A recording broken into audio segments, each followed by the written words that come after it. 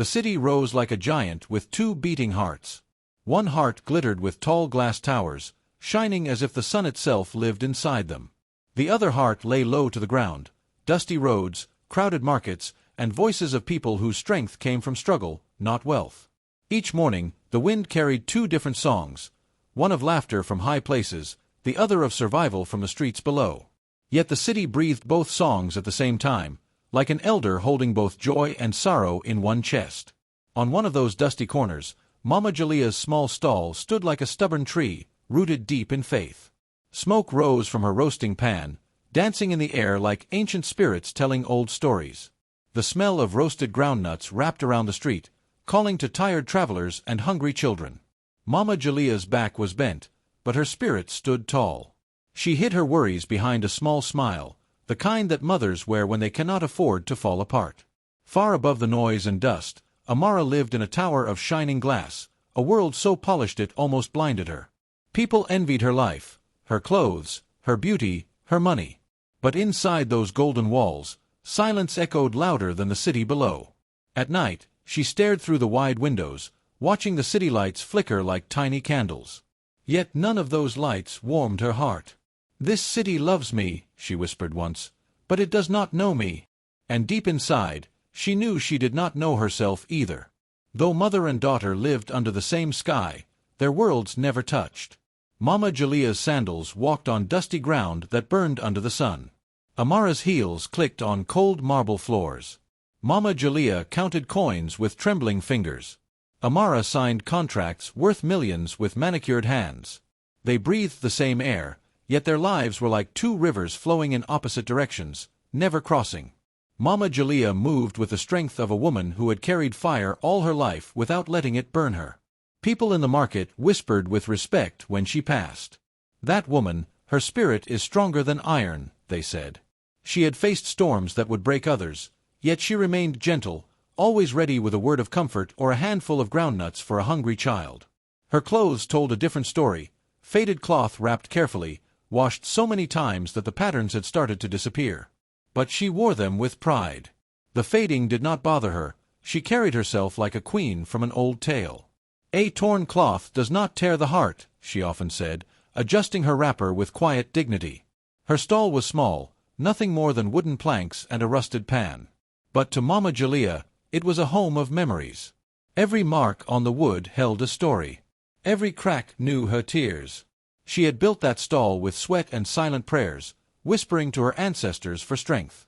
It had seen her laughter, her struggles, and the dreams she hid beneath her breath. Up in her tower, Amara shone like a diamond admired by all. Fans followed her online, copying her style and praising her success. But behind the beauty, her heart felt empty, hollow like a drum whose skin had been stretched too thin. She had everything, except the warmth of belonging. Her feet had not touched the earth of her mother's street in years. She stood tall, yet her roots were starving. Shame clung to Amara like an invisible shadow. Whenever someone mentioned her past, she felt the weight press on her chest. She could buy the world, but she could not buy peace. "Why must my mother live like that?" she once murmured with trembling lips. She feared the judgment of her friends, the comments of the media, and the mirror that reminded her of where she came from.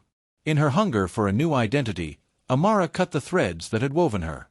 She changed her accent, avoided certain places, and erased her mother's name from her story. She built a wall around her past, hoping no one would ever see behind it. But no matter how high she climbed, the truth followed her like a persistent drumbeat in the night. The market women moved like a single body, their wrappers bright as sunset cloth and their voices warm like morning porridge. They stood around Mama Julia not only to buy groundnuts but to guard her spirit. "My sister, your fire will not die," one woman would say as she helped lift a heavy sack. "We are your shield." Their laughter rose like drums, chasing away the loneliness that often tried to settle in Mama Julia's heart. But not everyone in the neighborhood carried kindness. Some neighbors spoke with tongues sharp enough to cut skin. They watched Amara pass in her expensive clothes and whispered, "See her. She thinks she is too clean for the dust that raised her." Their words stung like hidden thorns. Yet they still waited to see what drama would rise between the rich daughter and the struggling mother. Far away in shiny offices, Amara's name was spoken with admiration. Men and women in polished shoes would clap when she entered. "You are our star," they told her. "The woman who rose from nothing." They did not know the real truth of that nothing. They only saw the gold, the glitter, the power she carried like a queen who never knew hunger. Yet Amara's heart built a door, strong, cold, and locked from the inside. Whenever Mama Jalea climbed the steps of her tower, the guards blocked her. "Madam is not receiving visitors." Amara hid behind curtains, watching her mother turn away slowly, dust settling on her feet. She whispered to herself, "I cannot let them see her. They won't understand." But deep down, she feared being seen standing beside a woman dressed in faded cloth. To protect her new image, Amara spun lies as soft and smooth as silk. "I grew up in wealth," she told investors. "My family is known in many places." Not once did she mention the stall of roasted groundnuts or the mother who had once carried her on tired hips across a muddy village road. Every lie became a thread, and soon she was wrapped in a fabric too tight to escape. Mama Jalea felt the wounds of these lies, but she carried them quietly. When the market women asked, "Mama, why doesn't your daughter greet you?" she simply smiled and replied, "Ah, my child is busy. Her world moves fast." She hid her pain like a stone under cloth, heavy, but kept out of sight. But the traditions she lived by refused to bow to modern pride. Mama Jalea believed in humility, in greeting elders, in respecting one's roots. Amara believed in flashing cameras, in cold marble floors, in hiding anything that did not look perfect. Their worlds clashed like the harmattan wind pushing against thick humidity, neither willing to surrender. A quiet warning hung in the air, like distant thunder that elders recognize before anyone else. Even the market women felt it. "Something is coming," they muttered as they roasted millet. "No bond can stretch this far without snapping." But no one knew how soon the storm would break. Each morning, Amara passed by the roadside stall in her tinted car. Mama Jalea would lift her head and whisper, "My child," but Amara looked straight ahead as if the woman selling groundnuts was a stranger. Her driver asked once, "Madam, do you know her?" Amara's voice turned cold. "No. Drive." The street heard what she refused to say. And the street has a way of speaking to the world. Soon, someone recorded Mama Jalea bending to pick fallen groundnuts. The video spread across social media with mocking captions, "This woman claims her daughter is rich, yet look at her." Laughter rolled across the city like a cruel wave. One evening, Amara stood in front of her mother, her eyes burning with fear and pride. "Listen," she said sharply. "Do not ever tell anyone I am your daughter. Do you hear me?" Mama Jalea blinked slowly, fighting tears. "Amara, my blood, why?" Amara stepped back. "Because your life will destroy mine." The next day, Mama Jalea returned to the market wearing her quiet smile again, pretending nothing had happened. "A heavy heart still beats," she whispered when a child asked why she looked tired. She poured groundnuts into a paper cone and continued working because pride cannot boil the pot, and hunger does not wait for dignity. Crowds gathered more often now, not to buy groundnuts but to laugh. They lifted their phones like weapons. Children mimicked her walk. Teenagers shouted, "Where is your rich daughter now?" Mama Jalea said nothing. She only pulled her wrapper tighter, as if trying to protect her spirit from the sharp clicks of camera phones. Around her, the world forgot kindness. The glow of screens erased compassion. People scrambled to capture shame, not stories of strength. And in that moment, the city's two hearts beat louder, one full of cruelty, the other full of quiet pain, setting the stage for the fall that was coming. The morning sun rose softly over the market, brushing warm gold across the faces of the women who had walked beside Mama Jalea for years. They gathered around her stall as they always did, their voices steady and honest. One woman placed her hand gently on Mama Jalea's shoulder and said, "My sister, do not let shame sit on your head. You carried that child with your own strength. You fed her when the world forgot you. A tree knows its roots, even if the branches pretend." Their words were not meant to comfort her pride, but to remind her heart of its worth. Yet truth walked on many feet in the market, and not all were kind. A neighbor with a smile sharp as a razor leaned against a wooden pole and sneered loud enough for everyone to hear. "Ah, look at her! The mother of the billionaire who acts like she came from heaven, not from this dusty ground." She clicked her tongue. "Your daughter has forgotten you. The whole city knows." The words sliced deeper than any knife, and for a moment Mama Julia's hands trembled over her roasting pan. But she simply swallowed hard and kept stirring the groundnuts. When the sun dipped below the rooftops and the last customer walked away, Mama Julia returned home. Only then did her strength loosen. She sat on her small bamboo chair, removed her wrapper piece by piece, and let silent tears fall onto the cracked floor. No one saw her shoulders shake. She cried not because of shame, but because motherhood is a rope tied to the heart. When one end pulls, the other feels it. She whispered into the quiet room, "Ah, Amara, what pain is this you give me?"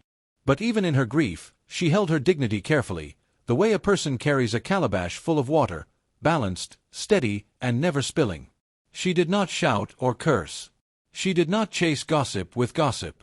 When the neighbor passed her gate and smirked, she only greeted calmly, "Good evening." Dignity was her armor, and she wore it like a queen walking barefoot. Far away, the winds of fate were turning. Amara's empire, built with glitter and confidence, had begun to attract jealous eyes.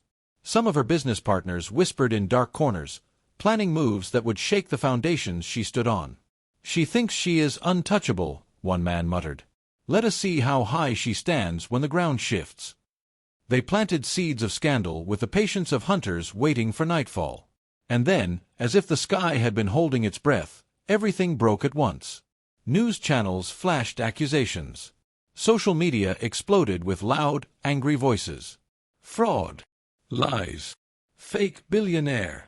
Amara watched her face appear on every screen, twisted by rumors she had never imagined. Her perfect tower of glass began to show cracks that she could not hide. The same investors who once clapped for her now stepped back as if her name carried sickness. Phone calls went unanswered. Meetings were cancelled. Men who used to brag about knowing her now said, "We never trusted her fully." It was as if someone had blown a horn that called all loyalty to disappear. And then came the fall. Her mansion was seized, her luxury cars taken away. Paparazzi camped outside her gate, shouting, "Amara, tell the world the truth." She packed her life into 2 suitcases while her hands shook. By evening, she stood outside with nowhere to go, watching the world she built crumble like soft sand beneath rain. The same city that once praised her now laughed at her downfall. People gathered in groups, gossiping loudly. "See how she has fallen," they shouted. "Even the ground rejects pride." The same cruelty once thrown at Mama Julia now fell upon Amara in double measure. Society danced on her pain, proving once again that the crowd loves rising stars only to enjoy their crash. Phones were raised, videos taken, captions written with poison. She tasted mockery from the same mouths that once fed her praise. But fate, like an old wise elder, wrote its lesson clearly on the walls of the city. Wealth is like smoke, beautiful for a moment, then gone. But a person's character, that is stone. It remains. As the night grew cold, Amara found herself wandering the city with tears she could no longer hide. The wind carried the truth she had always refused to hear. And somewhere far away, in a quiet room where a mother prayed for her child, that truth waited to bring both of them to the turning point their lives needed. The city that had once celebrated her now seemed to vanish around her. Friends who had laughed at her jokes, attended her parties, and clinked glasses in her honor disappeared like morning mist when the sun rose. Phones went unanswered. Messages ignored. The voices that once called her a star now became silent echoes in empty corridors. Each turn of the corner reminded her that loyalty in the world she had built was as fragile as a dried leaf in the wind. Even those who had stayed by her side, her employees who once swore they would follow her to the ends of the earth, now bowed to fear. They tendered resignations with trembling hands, whispering, "I must protect myself. I cannot fall with you." Their loyalty was true, but the weight of scandal pressed harder than courage alone. She could only nod, hollow and heartbroken, as their paths diverged from hers. Her business partners, too, chose survival over truth. In glossy offices, they pointed fingers with polished smiles. "This is her fault," they declared, their words sharp as stone knives. They hid their own corruption behind the dust of her downfall, throwing blame to make themselves appear clean. And the media took every word, every whisper, and spread it like wildfire across the city. Her image, once a crown, now became a viral symbol of shame. Headlines screamed of failure, and hashtags mocked the woman who had touched the sky. Far away, Mama Jalea watched it all from her small home and quiet stall. The news reached her dusty corner of the city, and her heart trembled for her child. She did not curse the world. She did not shout. She knelt each dawn, hands pressed together, prayers rising like smoke to the sky. "Protect my child," she whispered to the spirits of the ancestors. "Guide her steps back to truth." Even as worry clawed at her chest, she continued to tend her stall, roasting groundnuts, greeting the few who came by. Her hands moved with practiced skill, but her mind wandered to the daughter she feared would come home broken. She prepared herself, like a warrior waiting for the storm that only a mother's heart can sense. And then, the city watched a queen without her crown walk the streets she had once ruled. Amara moved like a shadow through dusty roads, the echo of her heels on marble replaced by the uneven thud of bare or worn shoes. The billboards that once bore her image now seemed to sneer. Shops and offices whispered of her disgrace. Every corner mocked her, every face in the crowd a mirror of what she had lost. She stopped beneath a streetlight and realized, with a piercing ache, that no one stood with her now. Friends had vanished, allies had fled, and the only presence she could trust was the quiet mother who had always loved her, even when she had been unkind. The weight of solitude settled heavily on her shoulders, and for the first time, humility and regret filled the spaces where pride had lived. Feet that once walked marble now dragged through dust. She hesitated, looking at the familiar path that led to her mother's stall, the ground that had fed her blood, the small corner of the city she had always denied. Each step felt heavy with shame, yet lightened by the hope of forgiveness. She walked toward the roadside, toward the mother she had shunned, her heart trembling as much as her legs, knowing that the dust she had once despised might be the only place to find home again. The sun hung low, casting long shadows across the dusty road. From the distance, a figure appeared, hunched and trembling, moving like a leaf caught in a harsh wind. Her hair was tangled, her clothes torn, and her skin smudged with dirt. The woman who had once been celebrated in glass towers and marble halls now approached the roadside stall with hesitant, uneven steps, every motion heavy with shame. She stopped suddenly, legs weak, and the weight of her fall pressed her to the ground. Her body collapsed before the woman she had rejected, and a silence fell so deep it seemed to swallow the busy sounds of the market. Amara's lips quivered, no words emerged. She could only stare, her pride shattered and her soul exposed. A crowd gathered, drawn not by compassion but by curiosity and drama. Eyes widened, whispers rose like wind through dry grass. Children pointed. Shopkeepers paused. Everyone wanted to witness the queen brought low. The air buzzed with judgment, not understanding. "Isn't that the billionaire?" someone hissed. "The one who denied her mother," another whispered. The voices pierced the moment, but amidst the stares and murmurs, Mama Jalea's heart did not falter. Her feet moved faster than fear itself, carrying her through the crowd. Hands that had kneaded dough, carried baskets, and built a life with sweat and care now reached for her child. She knelt beside Amara, lifting her gently, her fingers brushing away dirt and tears as if she could wash away the weight of shame itself. "Shoo! It's all right, my child," she murmured softly. "No anger. No judgment. Only the warmth of a mother's embrace." Then, with practiced care, Mama Jalea wrapped her daughter in the soft folds of her wrapper, a cloak of comfort, protection, and homecoming. The crowd fell silent as the symbolism spoke louder than words. Here was forgiveness, here was unconditional love, here was the bond that wealth and pride could never sever. For the first time, Amara felt a peace she had never known. Her mother's quiet strength, her refusal to shame, spoke louder than any accusation. And in that silence, more than words, she understood the depth of the love she had so long rejected. The weight of realization fell upon Amara like the first heavy rains of the season, drenching her pride and leaving her bare before the truth. She sank to her knees beside her mother, trembling, her hands clutching the dusty ground. "Mother, I have been blind," she whispered, her voice cracking. The pain she had caused, the years of shame she had inflicted, pressed upon her like a storm she could no longer run from. Her eyes fell on the roadside stall she had once mocked, the simple wooden table, the clay pots, and the wafting scent of roasted groundnuts. This humble place, the very symbol of the life she had despised, became her sanctuary. She leaned against it, finding warmth, safety, and a strange peace. For the first time, Amara understood that wealth was not measured in gold or towers, but in patience, love, and endurance. Pride that once glimmered like polished glass melted into humility, settling in her chest like steady fire. She looked at her mother, eyes shining with tears. "I see it now, the treasure I ignored." Her first steps toward redemption were small, dusty, and trembling. She reached for the tools of her mother's labor, her hands brushing over the coarse wrapper, the baskets, the familiar rhythm of work. And in that moment, transformation began. Amara moved into Mama Jalia's modest home, embracing simplicity as though she had discovered a secret richer than any bank vault. She swept the floor, arranged the small kitchen, and accepted the quiet rhythm of life that her mother had always known. "I am home," she said softly, "and I am ready to learn again." Her hands, which once typed numbers that moved millions, now counted roasted groundnuts with care and reverence. Each handful taught her patience, endurance, and dignity. The community, once quick to mock, watched her quietly. Faces that had laughed in her arrogance now observed her with curiosity and, slowly, respect. Morning light crept over the dusty rooftops, illuminating her humble hut and the roadside stall. Acceptance grew like the sun over the city, slow but inevitable. Mothers nodded in approval, market women offered small smiles, and even the children watched with wonder.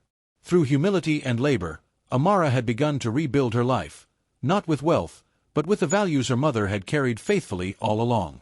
From the ashes of her past, Amara began to forge a new purpose. No longer carried by wealth or glittering towers, she relied on her mind, her skills, and the lessons her mother had quietly taught her. Each day, she worked with steady hands and a determined heart, carving a path from the ruins of pride. "I can build again," she whispered, "but this time, with truth as my foundation." Beside the dusty road where she had once walked with arrogance, she opened a small tech training center. Children and young adults gathered eagerly, eyes wide with curiosity. "Here," she said, holding up a tablet, "knowledge is the treasure no one can steal. You can rise, even from dust." Laughter and learning mingled with the smells of roasted groundnuts, blending the old world with the new. The market, which had once whispered mocking words behind her back, now spoke her mother's name with pride. "Mama Jalia, the mother of the woman who rose again," they called, nodding and smiling as they watched her daughter teach and inspire. In every corner, her presence planted a new legacy, hope and courage rooted in a community that had witnessed both her fall and her rise. Amara finally stood before the world without fear or shame. At a small gathering, she spoke clearly, "This is my mother, the woman who carried me even when I refused her love. I am who I am because of her strength." Her voice trembled, but her eyes shone with sincerity. Tears glistened on faces as her apology washed away years of hurt, touching hearts that had only known stories of her pride. The same media that once mocked now celebrated. Headlines proclaimed her humility, her vision, and the impact of her work. Amara's journey, from wealth to shame, from pride to humility, became a tale that echoed across the city, a story of rise, fall, and rise again, reminding everyone that true strength lies not in riches, but in courage, love, and the wisdom to honor those who stand by you. True wealth, Amara finally understood, was never counted in coins or stacked in vaults. It lived in the heart, in the strength to forgive, in the courage to embrace those who had always stood by her. Humility, love, and family, these were the riches that outlasted any crown or skyscraper. The hustle she once scorned, the smoke rising from Mama Jalia's roadside stall, the worn hands that served with care, had become the very foundation of her life. What she had once called shame was now the seed of her strength, rooting her in purpose and wisdom. And so the tale ends where wisdom begins. Pride fades with time, but the love of a mother endures beyond all storms, beyond all losses.